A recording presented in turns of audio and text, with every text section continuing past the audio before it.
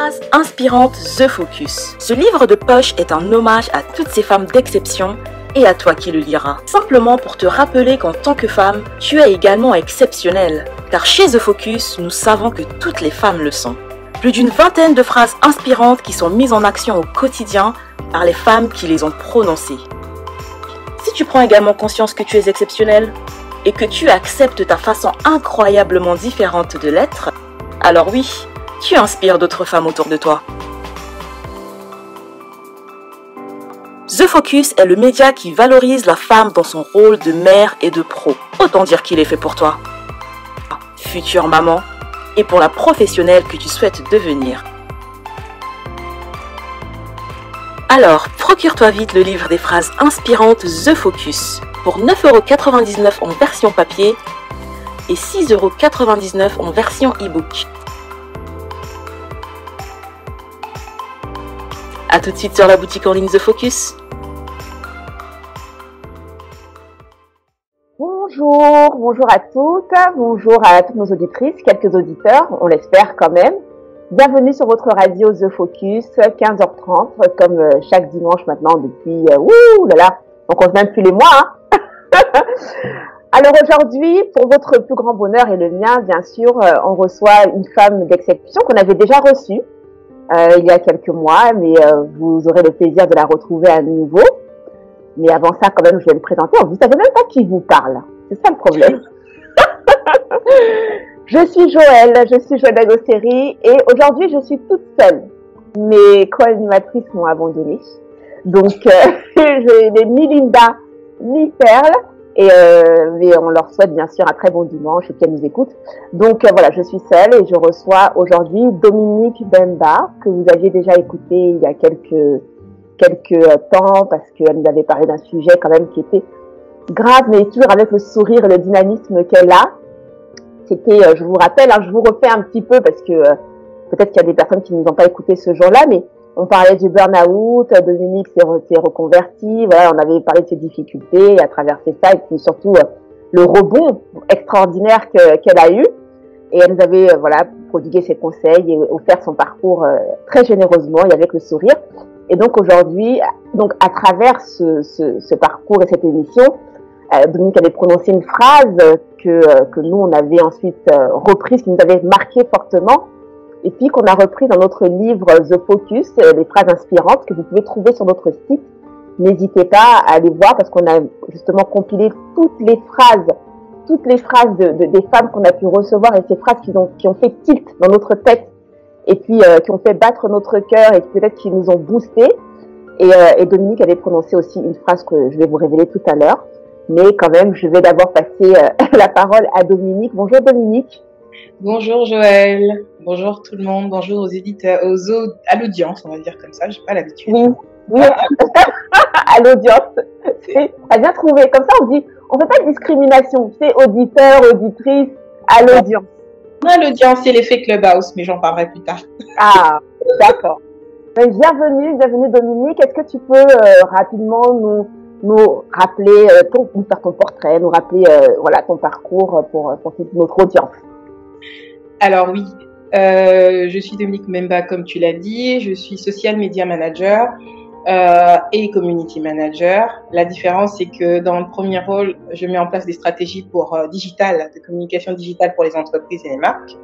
Et dans le second, qui est le community management, je peux prendre en main leurs réseaux sociaux pour eux. Et j'ai une troisième casquette qui est la rédaction web que je fais.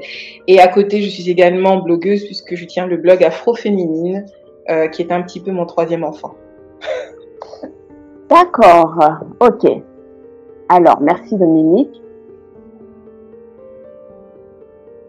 Excuse-moi, je fais une petite manip technique. Ok.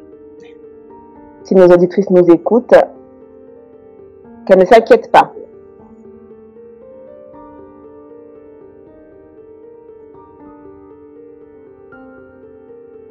Je crois qu'on ne nous entend pas à l'antenne en fait. D'accord.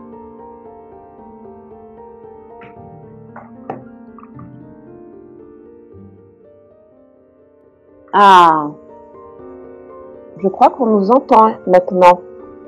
Ah, d'accord. Alors, si vous nous écoutez, je crois qu'on a eu un petit souci technique. Mais je pense que là, c'est rétabli. Il me semble. Ah, c'est très bien. J'ai eu un petit souci technique sur la radio, donc on s'excuse. Quelle heure il est? On n'a pas perdu beaucoup de temps, donc je vais devoir tout reprendre, parce qu'on avait avancé, mais de quelques secondes, hein, ne vous inquiétez pas. Donc, je vais reprendre. Donc, bonjour à toutes, bonjour à tous. Merci de nous rejoindre en ce dimanche 15h30 sur la radio The Focus, la radio de l'univers de la mère, de la femme et de la pro. Et comme vous savez, chaque dimanche, on reçoit une femme d'exception. Et aujourd'hui, nous recevons une femme qu'on a déjà reçue il y a quelques mois, qui s'appelle Dominique Mbemba, et qui vient, suite à son passage, nous parler, on va dire, développer sur un aspect de son passage. Et pour vous rappeler cela, Dominique était venue il y a maintenant quelques mois pour nous parler du burn-out qu'elle avait traversé. Et avec courage, avec dynamisme, elle nous a donné des conseils, elle nous avait inspiré, elle avait parlé de sa reconversion. Et donc aujourd'hui, et dans cet entretien justement, elle avait prononcé une phrase qui nous a fait tilt, puisque toutes nos invitées sont très inspirantes. Et du coup, qu'est-ce qu'elles font? Elles prononcent des phrases inspirantes. Et sans vous dévoiler les coulisses, Dominique, elle a un stock. Elle a un stock de phrases inspirantes.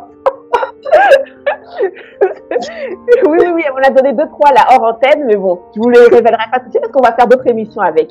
Et donc, du coup, pendant son premier passage, elle avait prononcé une phrase inspirante qu'on a, nous, reprise dans un livre que vous pouvez trouver sur notre site qui s'appelle The Focus, les phrases inspirantes, dans lequel on a compilé avec joie toutes les phrases de toutes nos invitées, celles qui nous ont inspirées, boostées, etc. et que vous aurez plaisir aussi à découvrir. Et donc, on a réinvité Dominique pour qu'elle puisse développer autour de la phrase qu'elle avait prononcée et qui a fait boum dans notre tête. Et on est très heureuse de la recevoir encore aujourd'hui. Donc, Dominique, je sais que tu t'es présentée hors antenne puisqu'il y en avait un petit souci technique, mais du coup, est-ce que tu peux donc nous rappeler ton parcours, ce que tu fais dans la vie très rapidement? Bonjour Dominique. Bonjour Joël, bonjour à l'audience, merci de me recevoir à nouveau. Je suis Dominique Mbemba, social media manager, community manager et rédactrice web. Dans ma première casquette de social media, j'aide les entreprises à définir des stratégies de communication digitale.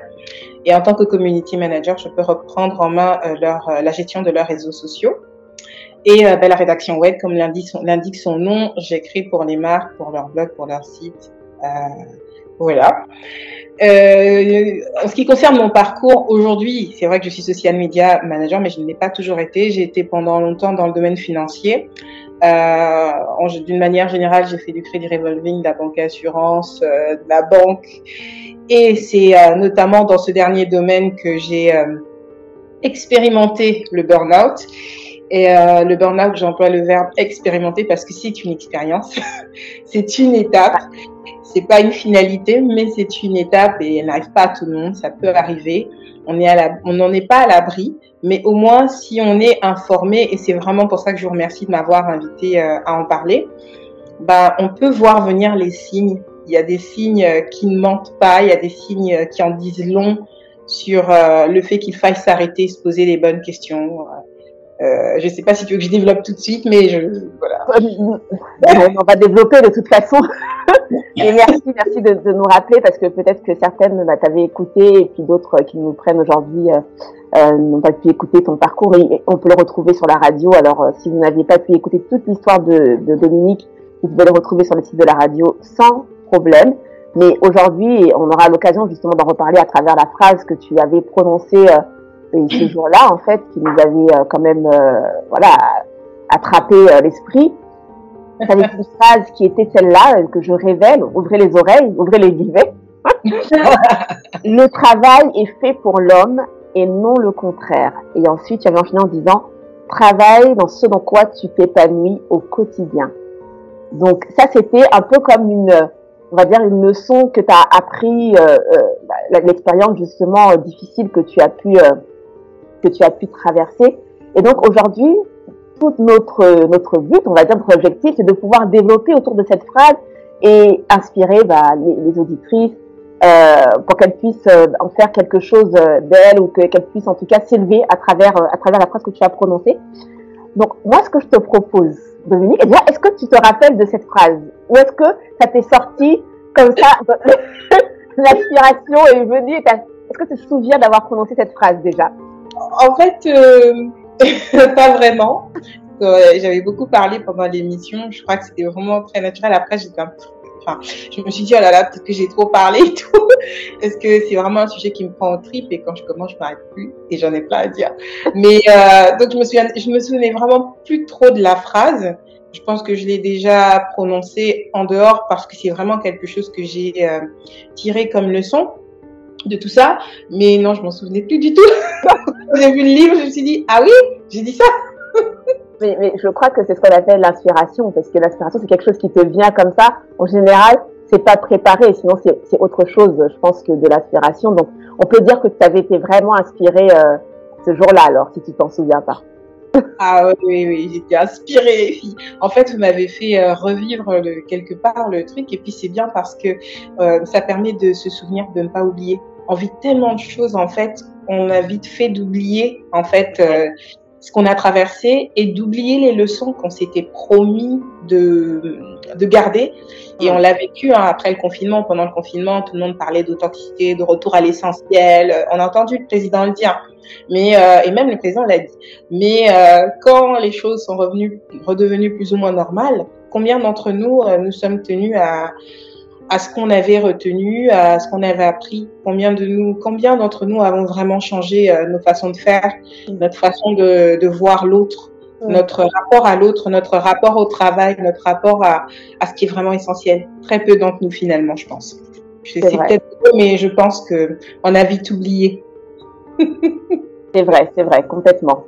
Alors, on me signale qu'on ne nous entend pas du tout. Alors, pourtant, il me semble que le micro est bien activé.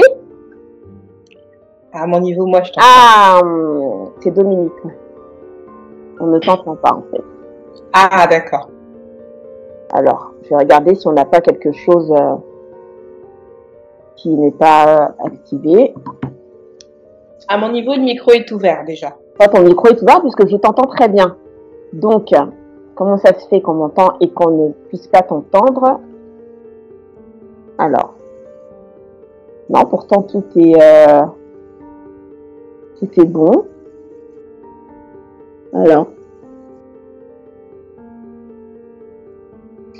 Alors, je demande à une auditrice qui est très présente si est-ce qu'elle nous entend. Dominique, est-ce que tu peux Oui, allô, est-ce que vous m'entendez? Répondez-nous, s'il vous plaît. Alors, allô, Léther. Parce que ça serait embêtant de continuer et que personne ne nous entende. Alors, j'essaye. Alors.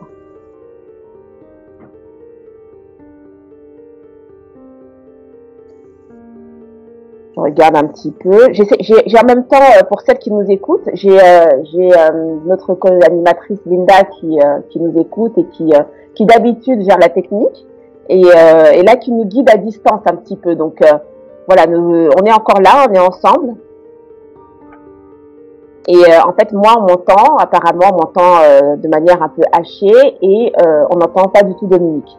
Ce qui est embêtant parce que c'est quand même Dominique qui a des choses à nous raconter. Donc moi, je veux bien faire tout le show pendant 1 heure, mais ça va être compliqué. Ça va être compliqué parce que on aurait aimé entendre plutôt ce que Dominique a à dire sur sa phrase. Moi, j'ai des choses à dire aussi sur sa phrase. Mais il vaut mieux peut-être un dialogue. C'est ça. Donc, nos auditrices, restez avec nous. On va solutionner cette petite difficulté, parce qu'on ne va pas dire problème. Non. C'est un aléa du direct, mais tout va bien. Ah. Alors, je regarde, est-ce que ça va mieux? Est-ce que ça va mieux? Je demande bien sûr à Linda qui est derrière en régie. On peut appeler ça en régie. Voilà, elle est en régie et elle va nous dire tout de suite si ça va mieux.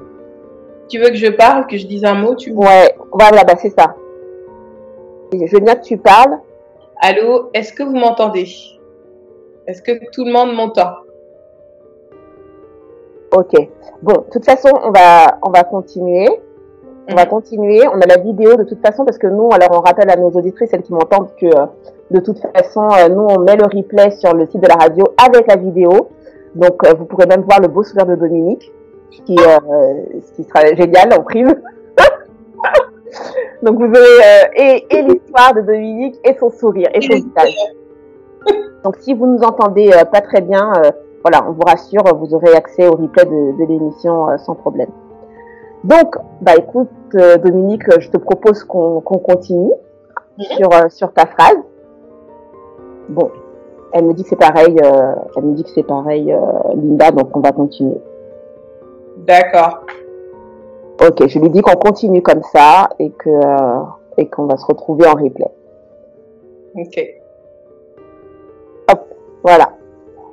Merci à la régie, on reprend. Donc, Dominique, moi ce que je te propose, parce que ce que j'ai bien aimé dans ta phrase, c'est qu'on avait deux parties qui s'enchaînent bien, mais qu'on peut un peu développer chacune de leur côté. Et la première partie est pour moi très... elle est pleine de sens, et en même temps, je pense qu'on peut avoir un petit débat dessus. Donc, la première partie, je rappelle pour celles qui nous écoutent ou qui vont nous écouter en replay un peu plus tard, le travail est fait pour l'homme et non le contraire. Est-ce que déjà toi, quand tu as dit ça, qu'est-ce que tu entendais exactement par ça? Alors, j'assume que c'est un parti pris. Hein. Oui. Je savais très bien je sais très bien l'effet que ça peut faire. Mais je pense que dans notre société ou dans nos sociétés occidentales, ouais. La place du travail est discutable. On peut la discuter. C'est-à-dire que le travail, à la base, nous permet d'avoir un revenu. Si tu prends les années antérieures, c'était vraiment on va travailler pas parce qu'on aime ça. En général, c'est parce qu'il faut faire bouillir la marmite chez soi. Avec le temps, la notion de travail a évolué, le monde a évolué, la façon dont on le lit, on le voit, on l'envisage pour notre futur a évolué. Et en fait, j'observe que petit à petit, et c'est particulièrement vrai dans certains domaines, c'est vrai que dans d'autres, le travail, la place qu'il a, elle est prépondérante et on a tendance à se définir par son travail. Et si tu remarques, quand on rencontre des gens, souvent, quand on se dit « Ah, tu fais quoi dans la vie ?» Les gens ne disent pas, ou quand tu rencontres d'anciens amis, des amis que tu n'as pas vus depuis longtemps, « Alors, qu'est-ce que tu deviens? Ça va ?» Ils te disent « Ça va », mais c'est par formalisme. Ce qu'ils veulent savoir souvent, c'est qu'est-ce que tu fais? Quel est ton métier, en fait? Et c'est comme si ton métier te définissait.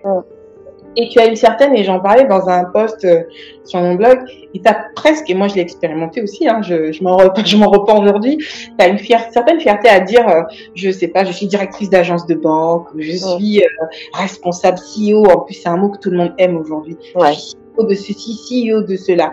Qu'est-ce que ça révèle à mon sens? C'est qu'aujourd'hui, notre place dans la société en tant que professionnel est plus forte ou elle a plus de valeur que qui on est vraiment. Et mon travail ne définit pas qui est Dominique. Je me suis reconvertie en tant que social media manager parce que j'aime ça, parce qu'il y a dans ce métier beaucoup d'aspects de ce métier qui me conviennent, qui me plaisent et dans lesquels je m'épanouis. Et heureusement, je me fais payer pour ça. Mais si on m'enlève ce travail aujourd'hui, je serais pas malheureuse, sincèrement. Je ne serais pas malheureuse. Et on l'a vu pendant le confinement, beaucoup de gens étaient perdus parce qu'ils se sont retrouvés à la maison sans leur emploi, sans leurs collègues, que la plupart du temps, ils n'aiment peut-être pas. Je suis désolée, on est nombreux à avoir expérimenté que des fois, il y a des collègues dont on se passe. Et pourtant, pendant le confinement, il y en a qui ont déprimé. Il y a des parents qui ont déprimé parce qu'ils n'avaient plus ou pas l'habitude d'être avec leurs enfants H24. Et là je ne parle pas de l'aspect, tu sais, scolaire, avec les parents qui se substituent à l'école. Je parle simplement du fait d'être ensemble en famille, H24. Sincèrement, ça fait pas réfléchir les gens. Moi, ça m'a fait réfléchir. Ça m'a vachement fait réfléchir. Et ça m'a questionné sur la place qu'occupe le travail. Et quand j'ai expérimenté le burn-out, mon plus gros problème au départ, c'était la honte. C'est le comment va-t-on. Parce que quand je disais, je travaille à tel endroit, on se dit, waouh, oh la chance, c'est super, un super boulot. Et l'angoisse des gens au début, c'était, mais tu vas quand même pas partir, hein. C'est une super boîte quand même. Bah oui, mais bon, c'est une super boîte. Si je n'y suis pas heureuse, si je n'y suis pas épanouie, si j'y suis malheureuse comme tout, je vois pas l'intérêt d'y rester. J'ai beau chercher. Et il y a d'autres exemples. Je te prends un exemple de film comme Le Diable s'habille en Prada, qui est très révélateur de la société dans laquelle on vit. Et en fait, c'est cette place que le travail occupe aujourd'hui, moi, qui me dérange. Je ne suis pas en train de dire que le travail n'est pas bien, hein, mais je pense que le travail doit contribuer à notre épanouissement. Il doit contribuer à notre développement. Et ce n'est pas aux antipodes, ce n'est pas du tout antinomique avec le fait de vouloir évoluer. On peut vouloir évoluer. Moi, je sais qu'au bout de 2-3 ans, je me lasse, j'ai besoin de faire autre chose. Et c'est pour ça que ce que je fais aujourd'hui me convient, parce que je peux faire 2-3 choses différentes. Et je pense que ce n'est qu'une étape. Je n'ai pas l'impression, du moins pour l'instant, je ne me dis pas je serai social media manager toute ma vie. Si demain j'ai l'opportunité de devenir comme toi et de travailler avec une radio, je fonce, parce que c'est quelque chose que j'aime, travailler avec la voix, tu vois.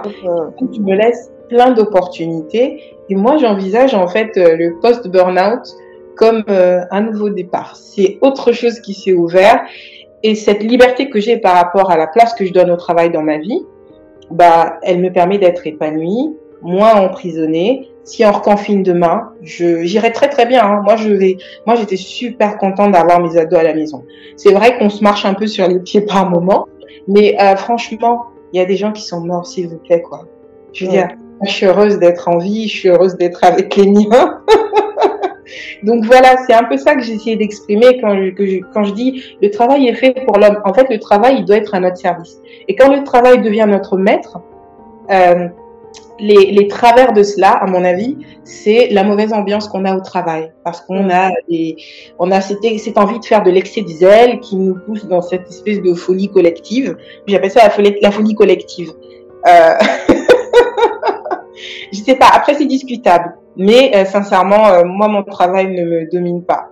Mon travail est à mon service. Si on me le retire, j'en changerai. Voilà.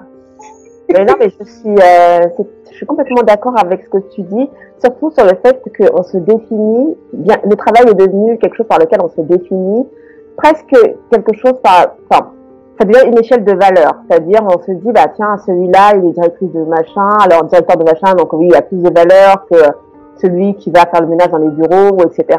Et donc, c'est devenu un indice de mesure pour tout un chacun, et tu as complètement raison. Mais la question que je me pose justement, c'est est-ce qu'on confond pas aussi le statut, le titre, avec vraiment travail? Parce que, prenons l'exemple de, je sais pas moi, directeur marketing je sais pas, dans une grosse boîte, etc. Et le travail en lui-même. Le fait d'être directeur, bien sûr, j'imagine que la personne a travaillé pour arriver à ce poste-là et qu'elle produit quelque chose, d'accord? Mais pour moi, la notion de travail, elle a plus à voir avec quelque chose de notre talent, tu sais, le talent que Dieu a mis en nous, en fait.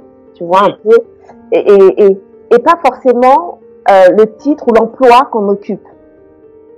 Tu vois, je crois que c'est un peu différent. Moi, par exemple, j'ai occupé pas mal d'emplois. Je suis comme toi, je suis un peu quelqu'un qui peut rebondir. Tu vois, je suis pas... mais en occupant plusieurs emplois, j'étais pas pour moi, je n'étais pas dans le travail, j'étais dans l'emploi, j'étais employée à quelque chose. Mais depuis que je suis coach, je travaille dans le sens avec, je crée de la valeur. Tu vois, pour moi, j'apprends d'apporter plus de choses que ce que j'apportais avant. Donc, je me demande est-ce que selon toi, il n'y a pas une petite confusion entre l'emploi qu'on occupe et la notion même de travail, de création, de valeur, tu vois? En fait, c'est intéressant que tu poses la question parce que moi, quand je travaillais en tant que salarié, j'entends, j'estimais que je créais de la valeur, non pas parce que je créais l'emploi, parce que moi je bénéficiais de l'emploi que d'autres avaient créé, mais je contribuais à la valeur que mon entreprise pouvait apporter à la société. Oui. Et j'estimais que je créais de la valeur parce que par mon travail, des personnes étaient satisfaites. Quand tu es, par exemple, je sais pas, quand j'étais dans les assurances, moi j'ai travaillé plus jeune en tant que, je sais plus comment ça s'appelait, mais dans des entreprises en fait qui gèrent la partie assistance sur les assurances auto. Donc quand j'avais une dame en panne, une fois j'ai une femme enceinte qui m'appelait en panne au fin fond de la Cambrousse, je sais pas où, et elle était dans tous ses états. Et j'ai trouvé pour elle un dépanneur et une voiture qui est venue. Voilà, on a pu faire une poursuite de voyage pour elle. Et sincèrement, je suis rentrée chez moi. J'avais fait ma journée. Parce que je me disais, j'ai changé la vie de quelqu'un. Et j'ai toujours abordé mes postes comme ça. Après, l'idée c'est pas de dire que je suis Wonder Woman, hein, mais si, mais presque. Parce que quand un client, bah oui, non mais c'est génial ce sentiment. C'est génial. Moi, ça me motive en fait de me dire que le peu que je fais va changer la vie de quelqu'un ou va apporter une valeur ou quelque chose de plus à la personne. Après, je ne suis pas responsable de la manière dont la personne va le recevoir. Parce que t'as aussi des personnes que tu dépannes ou que tu aides et qui clairement n'en ont rien à faire. Elles sont plutôt dans une attitude de ça va, je paye ton salaire. Et il y a des gens qui vous le disent. Et vous avez des personnes, à contrario, qui vont être très très réceptives, très sensibles à ce que vous avez fait pour elles. Et il y a même des clients, des fois, qui envoient des petits mots pour vous dire merci, ou des cartes. Ça arrive, et heureusement. Et en ce sens, je pense qu'on en crée, c'est sûr.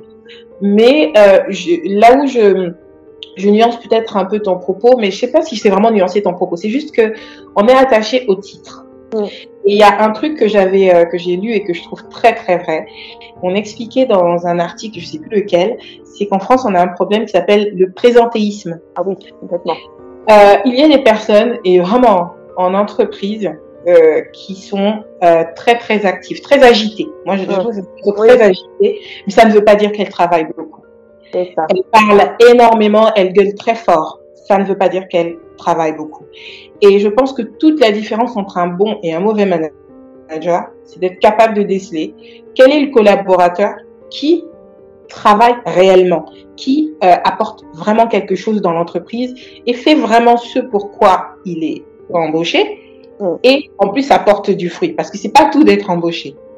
Et c'est là que je trouve qu'il y a pour moi un problème. C'est bien d'avoir un titre, mais si de façon concrète on ne passe pas à l'action pour appliquer tout ce que le titre implique, c'est ça.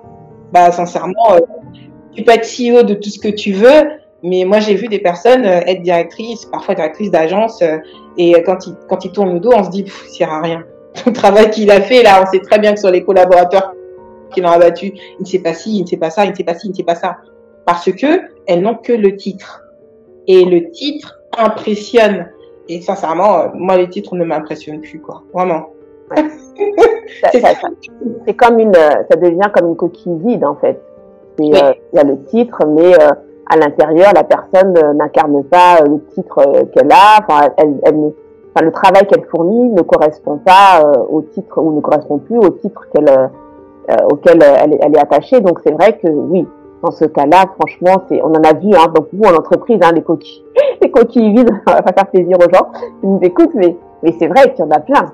Ça pullule, hein, les coquilles vides. Et c'est compliqué, justement, parce que, justement, quand tu vois sur ta partie, quand tu dis que, au contraire, l'homme n'est pas fait, pour travailler. Il y a des personnes aussi. Parce que j'ai pas dit que l'homme n'est pas fait pour travailler. En fait, je dis que le travail est fait pour l'homme. Donc, le travail, il contribue au bien-être de l'homme. Il est au service de l'homme. Et pas le contraire. C'est-à-dire que l'homme ne devrait pas, à mon sens, être asservi à son emploi. C'est ça. En fait, c'était vraiment dans ce sens-là. Parce que, justement, je pense que quand on est asservi à son emploi, on ne peut se définir qu'au travers de son titre, au travers de ce qu'on fait. On est pleinement épanoui dans la vie avec les gens quand on doit expliquer qu'on est chef de ci ou qu'on est à tel poste et qu'on fait ci et qu'on fait ça. Mais quand on nous retire ça, c'est comme les gens qui partent à la retraite et qui dépriment. Il y a un temps pour tout. Quand on vit, on meurt aussi. Ben, c'est terrible, mais c'est aussi le cycle. Et on rentre dans le monde du travail Et en fait, d'une certaine manière, à un moment donné, il faut en préparer la sortie. La question, c'est comment, dans quel état on va sortir de là? Est-ce qu'on sort de là pour être des retraités hyper joyeux, épanouis, qui ont fait leur temps et qui l'acceptent et qui le vivent très bien parce qu'ils savent ouvrir un nouveau chapitre qui va correspondre à leur, là où ils en sont dans la vie aujourd'hui?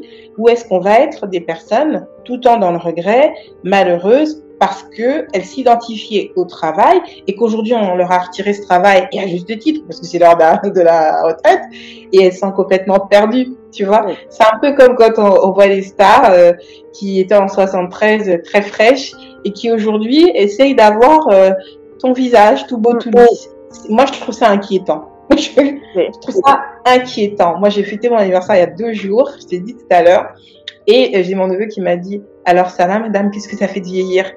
Et en fait, je l'ai regardé et j'ai dit « Mais tu n'as pas idée, mon petit, combien moi je vais bien dans la vie. Je suis en kiff. » Et c'est ça, mais parce que justement, je pense que tu t'es retrouvé, tu sais qui tu es, et surtout, tu te définis par autre chose que l'emploi ou le travail que tu fais actuellement. Et quand on revient justement aux personnes, justement sur la deuxième partie, quand tu dis ces gens qui servent, qui sont au service de leur travail, je dirais presque que elles sont au service d'elles-mêmes, mais dans le mauvais sens. C'est-à-dire que c'est à travers ça qu'elles vont valider la personne qu'elles sont. Voilà, ou qu'elles vont avoir une sorte de crédibilité. Et je crois qu'elles se servent du travail, tu sais, c'est presque de la manipulation. C'est-à-dire que elles font croire qu'elles sont au service du travail, mais elles ne font que se servir elles-mêmes dans le sens où elles servent un peu, moi je dis ça comme ça, un peu comme un trou qu'on a en soi, tu sais, une faille qu'on a en soi et qu'on essaie de combler, et on y met le travail et puis c'est toujours béant, c'est toujours ouvert, et je crois que, comme tu l'as dit, je crois que ces personnes-là font beaucoup de mal dans les entreprises quelque part, soit beaucoup de mal à elles-mêmes, souvent, ou beaucoup de mal aux autres, parce que derrière, je travaille, je montre aussi, je suis au service du travail, etc. Il y a un mal-être forcément pour qu'à ce point, tu deviennes, entre guillemets, l'esclave, entre guillemets, de ton travail. Et je crois que c'est un point essentiel là que tu as soulevé sur ça. Complètement. Et j'ai un exemple pour toi. Je pense qu'il est vraiment... Attends. Il y a 2 jours, je fais partie d'un groupe d'une association de femmes entrepreneurs. Et il y avait une coach qui expliquait qu'elle a une cliente qui était arrivée dans son bureau en lui disant moi je veux être heureuse. Donc elle voulait un coaching pour être heureuse. Et en fait ma première réaction c'était c'est une bien lourde responsabilité que de signer avec quelqu'un en lui disant qu'il va l'aider à être plus heureux dans la vie. Non mais et je lui dis non mais sincèrement quand je t'entends je me dis que finalement j'ai pas tellement de problèmes que ça va. Mais parce que, en fait, c'est lourd de sens. Et en fait, quand j'ai dit ça à la personne, la coach m'a répondu qu'en grattant un petit peu avec la cliente, en fait, la cliente était en mal de reconnaissance dans son travail. Elle voulait avoir plus de reconnaissance dans son travail. Mais tu vois la manière dont elle l'a formulé, elle a dit « je veux être ». Non mais, moi je suis désolée. Et de toutes les façons, si on va même un peu plus loin, il n'y a qu'à voir le nombre de coachs aujourd'hui qu'on a. On a de plus en plus de coachs. Il y a un vrai besoin. Et pourquoi il y a un besoin? Complètement. Complètement. C'est ça. Et moi, je suis justement de ces coachs. Justement, je suis coach professionnel et je m'occupe justement de beaucoup de femmes qui font tout pour enfin être reconnues et bizarrement qui ne réussissent pas à avoir cette reconnaissance parce que déjà elles sont très dures avec elles-mêmes. C'est très dur d'être au service de son travail. C'est que tu supportes pas la moindre erreur, d'avoir fait la moindre erreur dans un dossier, etc. Parce que c'est dans cette activité-là que tu tires ta reconnaissance, mais la reconnaissance pas professionnelle, parce que tout le monde la veut, enfin, je veux dire à un moment, mais la reconnaissance de ta personne, de la personne que tu es, de la bonne personne que tu es. C'est là, je pense, le danger pour moi. Oui, et les gens, en fait, je pense aussi qu'elles sont dures avec elles, nous les femmes ou les hommes aussi, des fois, les gens sont durs avec eux-mêmes parce que la société est dure avec eux. Une des raisons pour lesquelles moi j'ai commencé à être très dure avec les autres dans mon travail, c'est parce qu'on était dur avec moi. On ne me laissait rien passer. Et en culture francophone, moi je les oppose beaucoup parce que j'ai beaucoup travaillé à l'international. La culture anglo-saxonne est vraiment, c'est vrai, différente. Hein, elle a ses mots, mais l'américain voit souvent le verre à moitié plein. Le français, le francophone voit le verre à moitié vide. Ouais.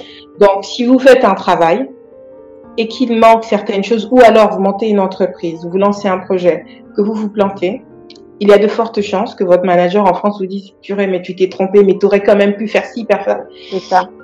Et bizarrement, vous allez voir que le client pour qui vous l'avez fait, parfois, souvent, on va vous dire, en tout cas, je prends le cas des Américains et des Anglais avec lesquels j'ai beaucoup travaillé. Merci Dominique, vous avez fait l'effort j'ai déjà eu ça. Alors, j'ai pas eu tout ce que je voulais, mais je vous remercie déjà pour ce que vous avez fait.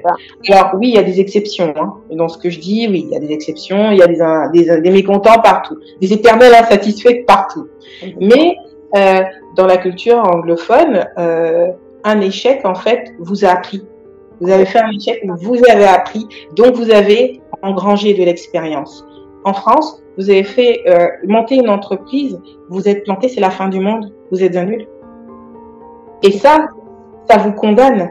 Oui. Et je pense que ça contribue justement à faire que les gens soient aussi durs avec eux-mêmes. Parce qu'ils se disent, si je me loupe, on ne me loupera pas. Et ce sera la fin du monde. Si je me loupe, mon entreprise sera terminée. Mais non. Non, si on s'est loupé, on s'est loupé. Ce qui compte, c'est de se relever et de tirer les leçons de tout ce qu'on a fait comme erreur. Et je l'expérimente aussi dans l'entrepreneuriat maintenant, puisque être salarié, c'est pas du tout être entrepreneur. On se forme, mais on nous apprend l'aspect technique, on nous apprend le métier, mais on ne vous apprend pas la posture d'entrepreneur. On ne vous apprend pas à faire de la négociation. Non. On ne vous apprend pas à établir des prix. On ne vous apprend pas à pitcher votre projet. On ne vous apprend pas à entrer dans votre métier, dans votre rôle en fait de professionnel, mais aussi votre rôle de prestataire. Le rapport voilà, il y a beaucoup de choses qu'on ne nous apprend pas et il y a beaucoup de choses qu'on apprend dans la douleur. Voilà. Oui, à ça, tu m'enlèves les mots de la bouche. Dans la douleur. Dis donc, si on nous écoute, ça va pas leur donner envie, hein.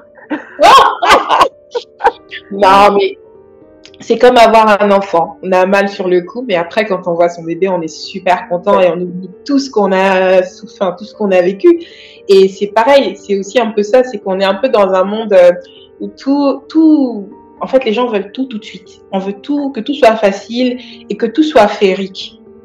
Mais je suis désolée, hein, même les influenceurs, et moi je blogue, je le vois, on a aussi, je pense, une responsabilité à ce niveau-là. C'est qu'est-ce qu'on montre aux gens et qu'est-ce qu'on veut vraiment, est-ce qu'on veut vraiment avoir une valeur ajoutée dans la vie des gens?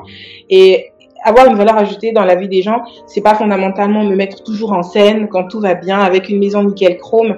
J'en parlais avec une amie ce matin qui culpabilisait parce qu'elle avait 2 petits-enfants et qu'elle est maniaque et que des fois, à regarder autour d'elle, elle se disait mais qu'est-ce que tu deviens?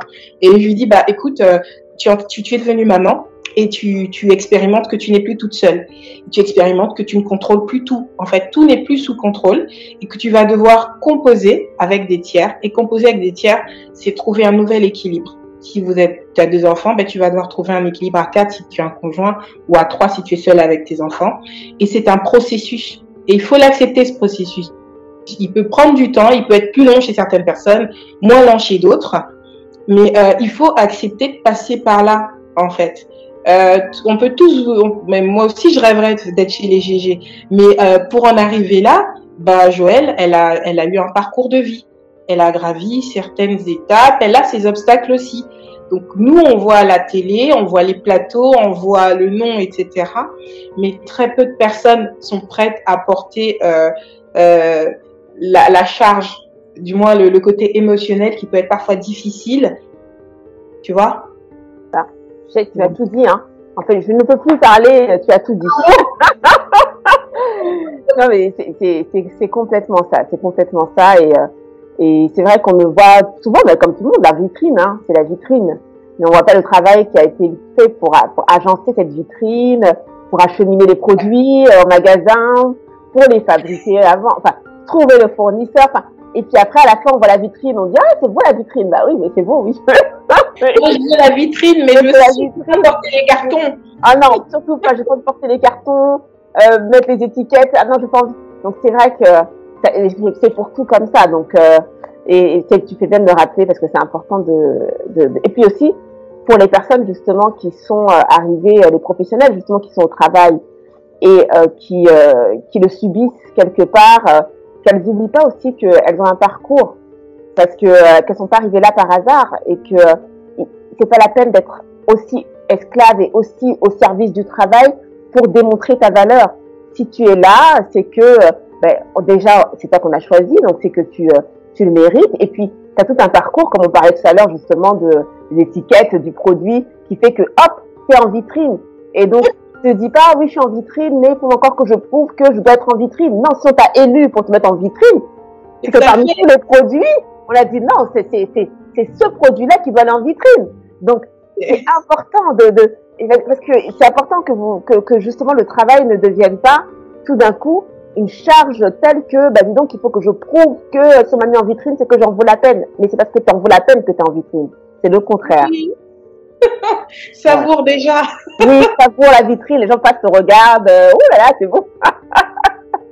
Ils veulent t'acheter, c'est bien, attends, c'est déjà bien.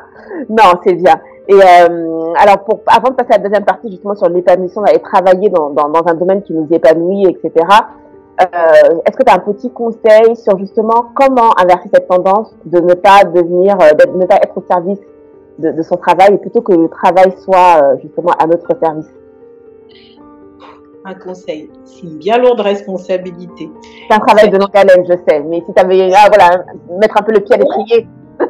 Oui, j'ai mouillé un petit peu. Je conseillerais d'avoir, c'est bien d'avoir plusieurs, comment dirais-je, plusieurs pans dans la vie. En fait, il y a un temps pour tout. Il y a un temps où on est au travail et là on est au travail.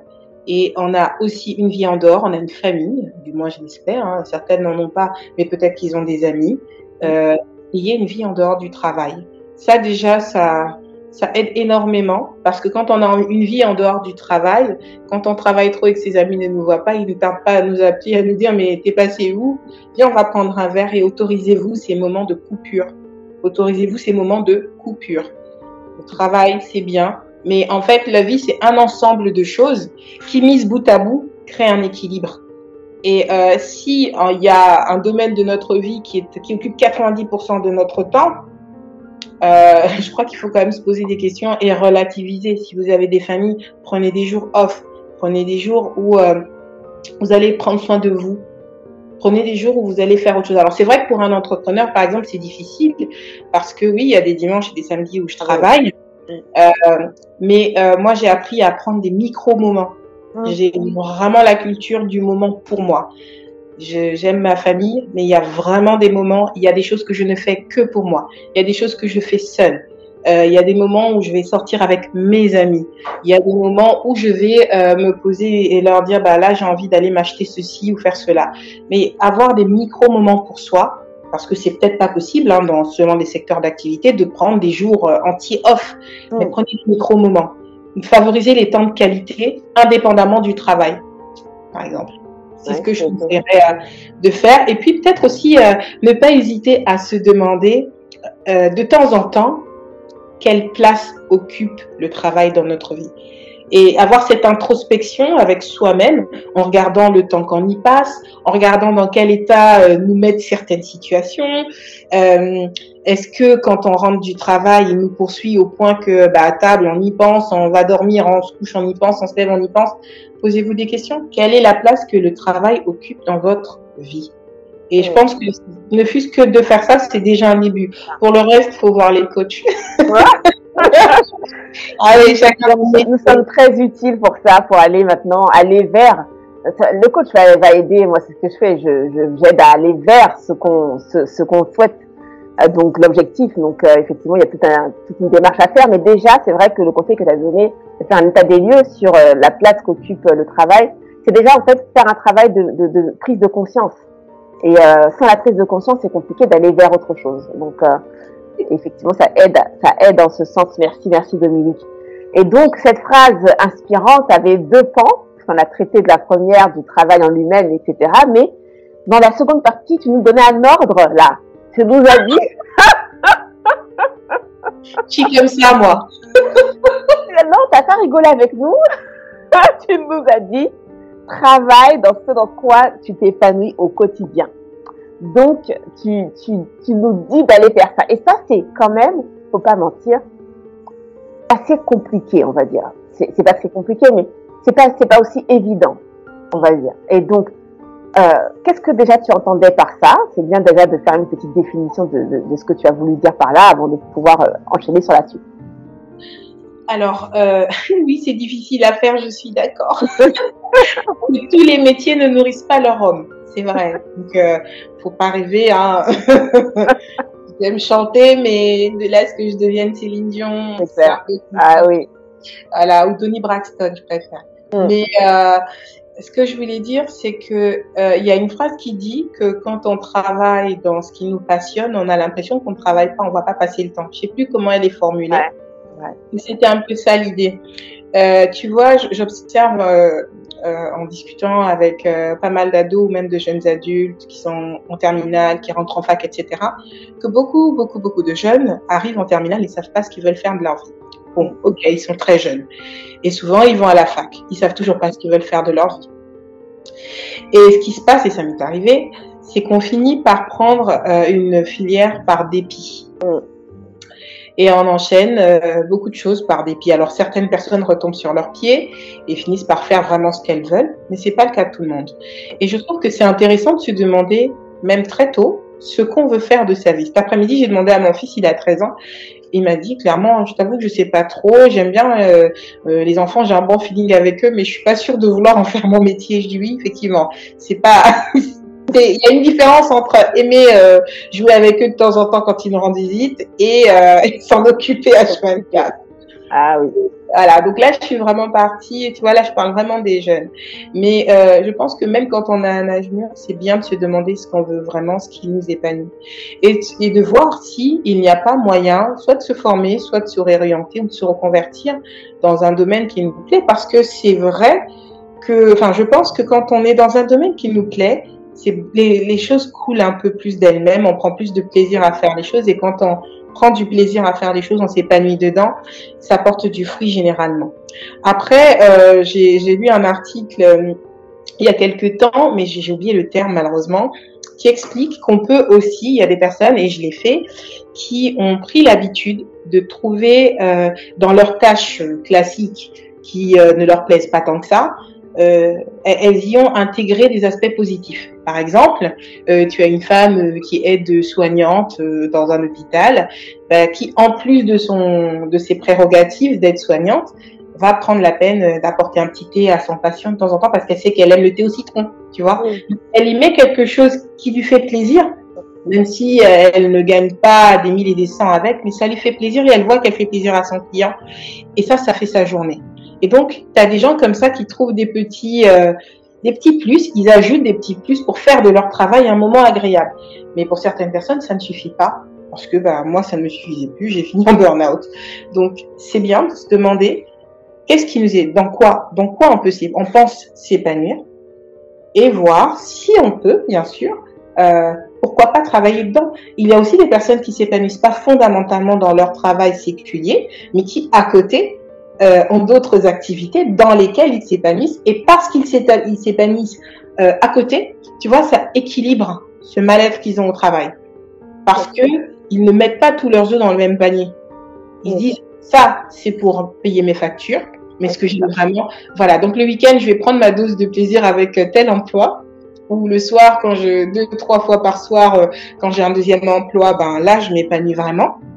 Et cet épanouissement-là, il me booste pour revenir dans un emploi séculier qui est moins plaisant pour moi, mais sachant que cette part de frustration, elle a été, je l'ai nourrie avec quelque chose qui me renforce. C'est pour ça que je nuance mon propos. Quand je dis travail, dans ce dans quoi tu t'épanouis au quotidien, c'est idéalement, ce que je dis, c'est vraiment un idéal. Idéalement, si ce qui te rend heureuse, toi, c'est, je sais pas, d'être DJ, essaye de voir si tu peux te reconvertir et en vivre. Mais on sait très bien que tout le monde ne peut pas vivre de ce métier-là, comme tout le monde ne peut pas vivre de la photographie. Tu vois, tout le monde n'est pas Yann Bertrand. Voilà, donc voilà. Donc je suis parfaitement consciente que ça peut être très compliqué d'aller travailler dans un domaine qui nous plaît, mais je pense aussi qu'on peut mener au moins cette réflexion-là et voir dans quelle mesure on peut tendre vers ce qui nous plaît. Soit on se reconvertit si on voit que des portes s'ouvrent, ou alors on le fait en même temps que ce travail séculier qui, lui, à ce moment-là, devient un travail nourricier. Et ça peut créer un équilibre et une forme d'épanouissement, plutôt que d'être à H24 dans un métier dans lequel on dépérit. Et ensuite, cet état de stress, ce mal-être, en fait, on le fait vivre chez soi, on le fait vivre à son entourage, et puis voilà. C'est ça que je voulais vraiment exprimer. Ah, mais c'est très, très, très intéressant parce que du coup, en tout cas, regarde pour la fin de ton propos, ça enlève la partie frustration qu'on peut avoir, tu sais, en faisant une activité qui nous plaît pas vraiment ou plus vraiment, et le fait d'en avoir une à côté, justement, dans laquelle on s'épanouit, vient un peu gommer la frustration qu'on peut avoir au quotidien de consacrer notre temps uniquement à quelque chose qui ne nous plaît plus.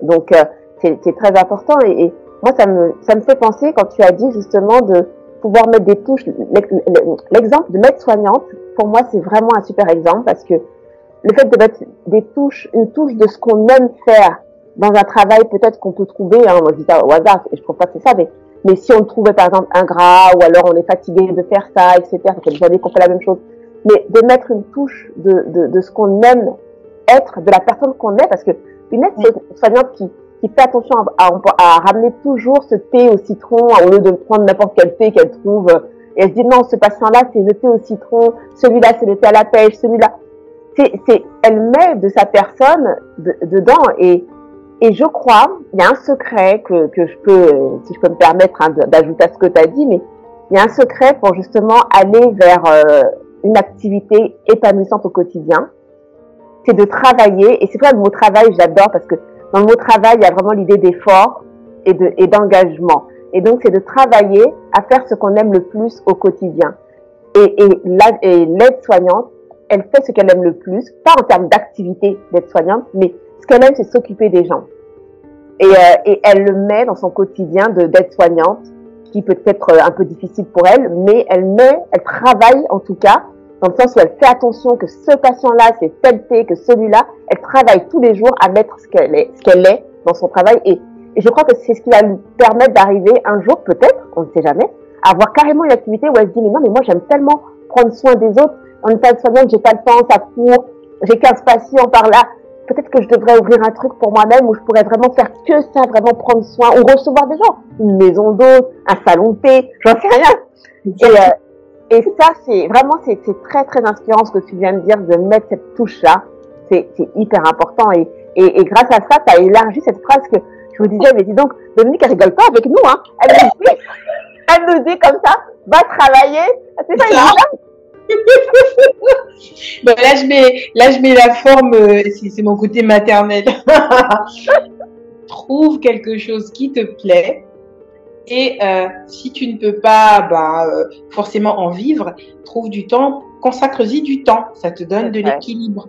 Et si toi, ton travail te prend la tête, moi je m'étais mis des cactus fleuris en bas de mon ordinateur.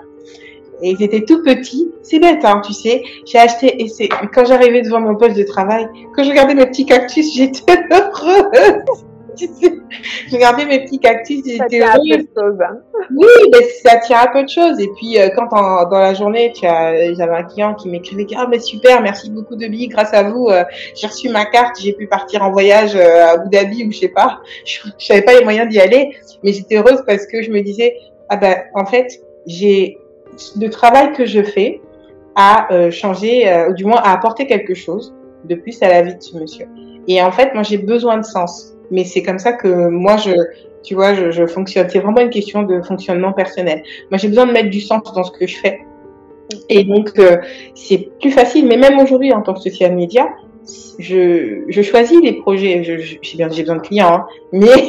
Mais c'est vrai qu'il y a des clients, des projets, des clients qui viennent avec des projets qui vont me parler, qui vont résonner des cordes en moi. Et quand je vais travailler avec eux, mais je vais y mettre du cœur parce que leur projet me parle et je peux vraiment m'identifier à eux. Mais ça, c'est le petit plus qui, moi, me motive. Pour d'autres, ce sera peut-être que financier. Ah ben c'est un gros client, voilà, ça sera peut-être que ça.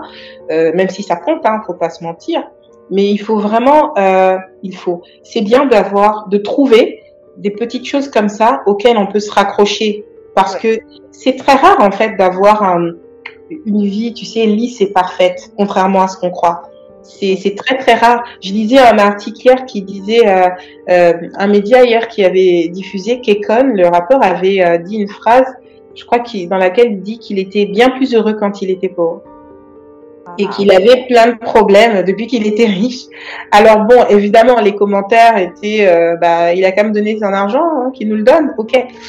Mais c'est vrai, en fait, que les personnes qui ont énormément d'argent ont les problèmes qui vont avec. C'est un peu comme avec les enfants.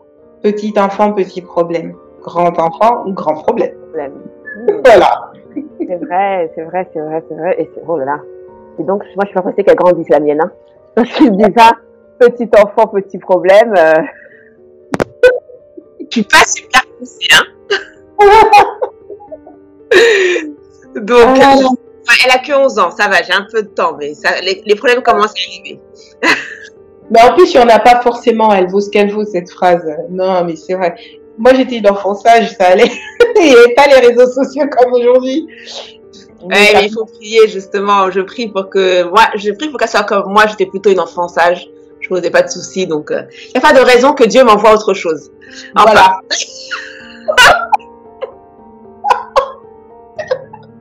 Allez, tiens, Joël. Une petite difficulté pour toi. T'étais trop sage. Merci. Non, mais alors, sur cette phrase, oui, de l'épanouissement au travail, je pensais à autre chose. Est-ce qu'on pourrait pas, justement, quand tu dis, justement, je reviens toujours à l'aide-soignante qui vient mettre un petit touche d'elle-même dans son travail qui lui plaît plus forcément, est-ce que c'est pas aussi une question de perspective?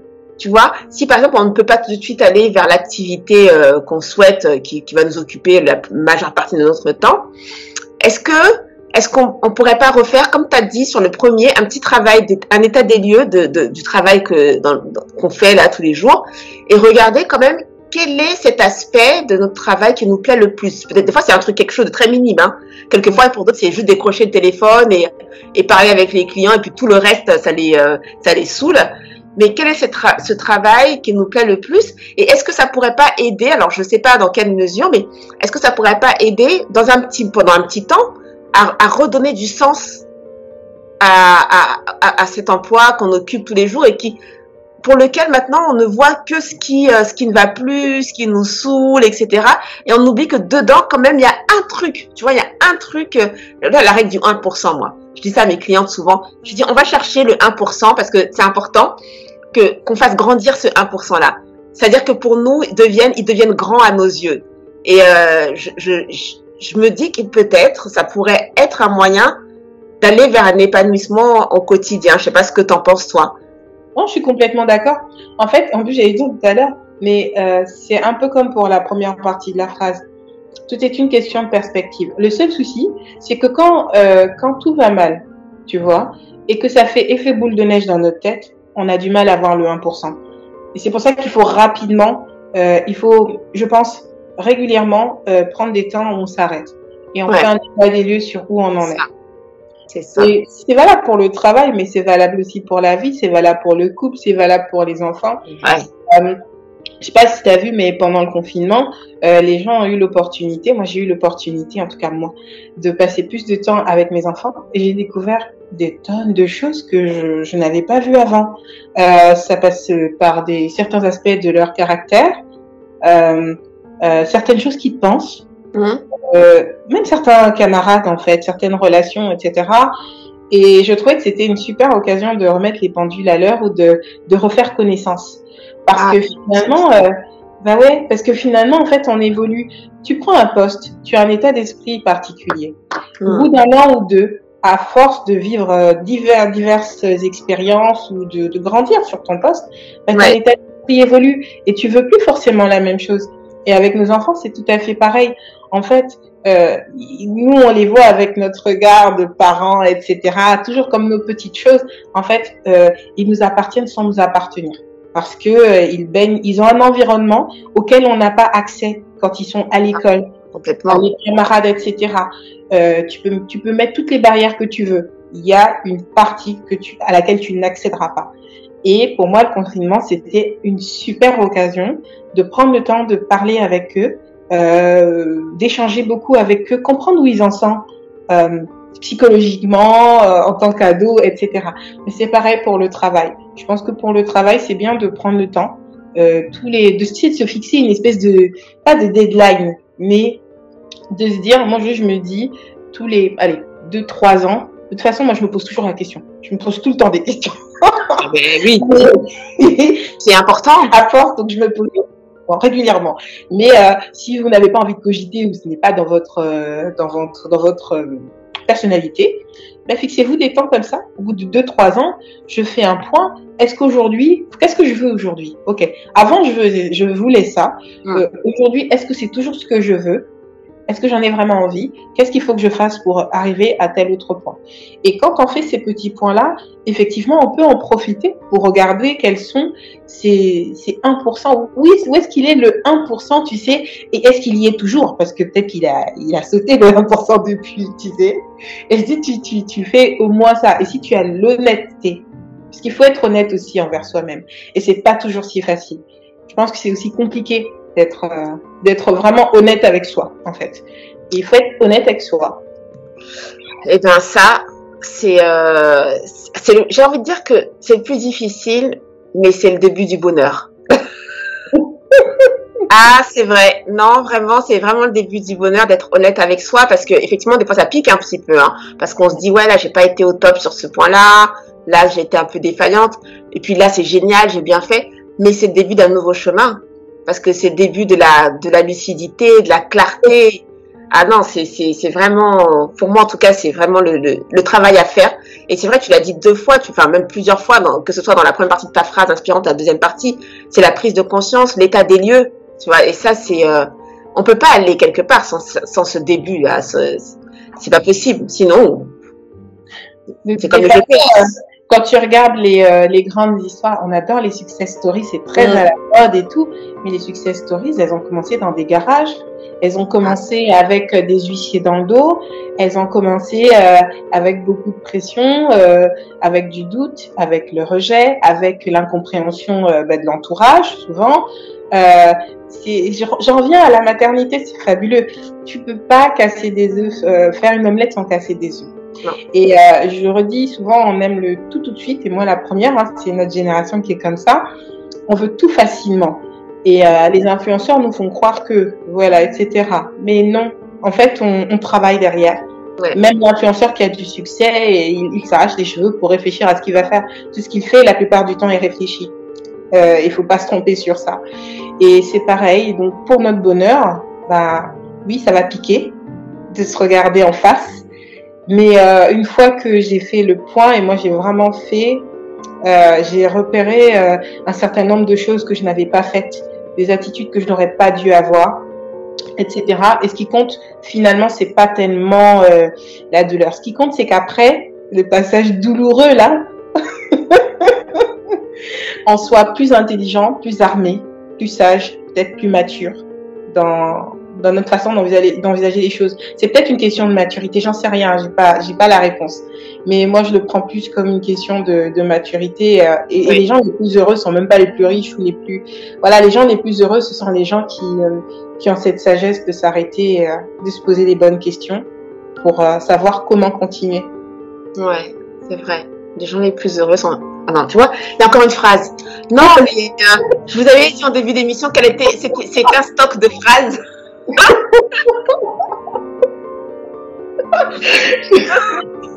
C'est un stock de phrases. Non, mais c'est bon. On vous rappelle quand même qu'il y a un livre, je rappelle pour celles qui n'ont pas pu nous entendre, et d'ailleurs, comme on a des soucis techniques, on s'excuse parce que c'est haché aujourd'hui, mais si vous entendez, donc il y a un livre qui s'appelle Paroles, phrases inspirantes que Dominique a la gentillesse de montrer, et le livre de Focus que vous trouvez en achat rapidement sur notre site, et justement dans lequel il y a la phrase de Dominique parmi d'autres phrases. Mais je pense qu'on va faire un livre rien qu'avec les phrases de Dominique, si ça continue comme ça. Et puis finalement, elle aurait écrit un bouquin à elle seule. Donc on arrive à la fin, Dominique, et on te remercie infiniment d'avoir bien voulu donner les détails de cette phrase inspirante qui était venue à la précédente émission et qu'on ait pu justement discuter autour de ça. Il y a toujours un sujet dans le sujet, tu vois. Et ça, c'est infini, hein. Il y a un sujet dans le sujet. Et sûrement que quand on va réécouter cette émission, on se dira, mais attends, elle avait dit cette phrase. Elle va revenir pour nous expliquer pourquoi elle nous a encore dit ça. Donc là, c'est pas fini. C'est que le début. Bon, en tout cas, merci. Et j'aimerais quand même, quand je dis que Véronique a des stocks, j'ai envie de lire cette phrase, justement, on parlait d'épanouissement à la fin, et je veux lire cette phrase que Dominique m'a dit en off, et pour toutes les femmes de 40 ans, puisqu'elle a fêté ses 39 ans, donc elle parle pour nous, les quarantenaires, alors qu'elle n'est même pas. Vous voyez comment elle est? Non, j'arrive. Alors, elle a dit 40 ans, c'est le début de la suite. Et j'ai trouvé ça tellement magnifique parce que il y a des femmes peut-être qui se disent, oh, je vais avoir 40 ans, c'est le début de la fin. Non, souvent on dit ça, le début de la fin. Elle a dit c'est le début de la suite. C'est-à-dire c'est un recommencement, c'est quelque chose de nouveau complètement, mais c'est la suite, c'est pas la fin. Merci franchement Dominique. T'en prie. J'arrive les 4, j'arrive. Merci infiniment pour ta présence, ton sourire, ta gentillesse et d'avoir encore partagé avec nous. Et puis on espère qu'on te retrouvera bientôt. Ce qui est sûr, de toute façon, ce qu'on espère, c'est qu'on va te retrouver très bientôt. Et puis nous, on espère que vous avez passé un bon moment en notre compagnie, malgré les désagréments un petit peu techniques. Mais l'émission est en replay, comme vous le savez, sur notre site d'ici à 24-48 heures. Vous pourrez réécouter ou écouter Dominique. Donc on vous souhaite une très bonne fin de journée. C'est l'heure du goûter après goûter. Faites attention à la ligne quand même. Parce qu'il y a Noël bientôt. Hein. Il ne faut pas tout de suite tout mettre parce qu'il faut laisser de la place pour Noël. Pour le foie gras. Pour le foie gras. Moi, j'anticipe toujours 3 mois avant. Je commence déjà à laisser la place. Waouh. Mais oui, parce que si j'enlève pas 3 kilos avant, j'aurai plus 3. Donc, pour revenir à l'équilibre, je sais, c'est un calcul. Non, mais tu anticipes, c'est bien. Ah oui, il faut anticiper dans la vie. Il faut anticiper. Donc voilà, merci. Est-ce que tu as un dernier mot, Dominique, si tu veux dire un dernier mot à notre audience, comme tu l'appelles si gentiment? Un dernier mot, soyez épanouis, écoutez, cherchez l'épanouissement de toutes les manières possibles, arrêtez-vous, posez-vous des questions, instruisez-vous, lisez, écoutez d'autres femmes ou d'autres hommes ou d'autres personnes dans leur expérience. Et pour finir, je voudrais surtout remercier de Focus parce que après la dernière émission, j'ai reçu des mots, des messages, j'ai même reçu le message de quelqu'un qui a écouté l'émission en replay, non pas en replay, il a écouté en live, il était au Canada, il était 2h du matin, il a dit, mais j'ai écouté pendant 1 heure et je vous remercie. Et en fait, ça a fait ma journée. Parce que je me suis dit, il y a au moins une personne, et j'espère qu'il n'y en avait pas qu'une, mais il y a au moins une personne qui a trouvé des réponses ou des débuts de réponses dans cette émission. Et voilà, moi, c'était mon 1%. Oh, c'est beau, merci. Ah, merci beaucoup. Et puis, comme nous souvent on dit, on reçoit des femmes d'exception, mais on reçoit surtout des femmes inspirantes parce que si on est une femme d'exception, mais qu'on reste dans son coin et qu'on profite, c'est pas méchant, mais des fois, il y a des femmes qui ont du mal à parler d'elles et on devient inspirante quand on arrive, quand on a ce courage de venir transmettre aussi nos difficultés, parce que la première fois, tu étais venue transmettre clairement une difficulté que tu avais traversée. Donc, merci à toi d'être aussi inspirante, aussi pleine de phrases, dans les phrases, moi, donc aussi pleine de phrases. Et puis, on se retrouve très bientôt. On vous dit bonne fin de journée, bonne fin de dimanche, et puis à dimanche prochain. Merci.